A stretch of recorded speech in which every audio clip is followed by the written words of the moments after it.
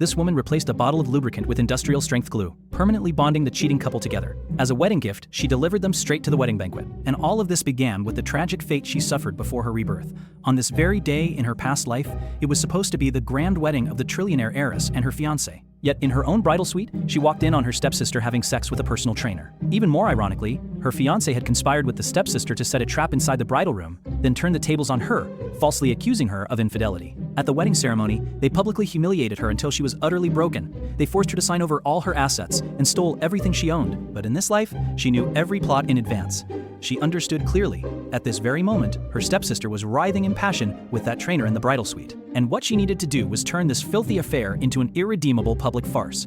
A bottle of lubricant was quietly swapped for industrial-grade superglue. When the glue took effect, physically sealing the couple together, her loyal servant burst through the door with his men. He ignored the stepsister's screams and threats because his loyalty had always belonged solely to the true young mistress. He tightly bound the two of them, packed them into a gift box, and prepared to deliver it directly to the wedding venue. Meanwhile, the wedding hall was steeped in bitter irony. On the giant screen, intimate photos of the groom and the stepsister looped endlessly. Guests whispered among themselves, shocked and stunned. Yet the groom's mother wore a smug smile, boasting to everyone about her son's irresistible charm. She even mocked the bride-to-be right there, calling her nothing but a stray dog that wouldn't leave the Fu family. The groom stood on stage, eagerly awaiting the climax of his plan.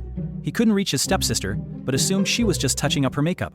He fantasized about the look of despair and collapse on the bride's face when he publicly jilted her. What he didn't know was that he himself was the true subject of judgment. The music began to play. The bride slowly entered.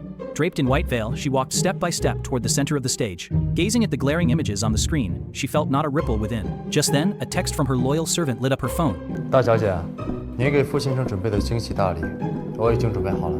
A faint smile touched her lips, cold, sharp, and utterly merciless.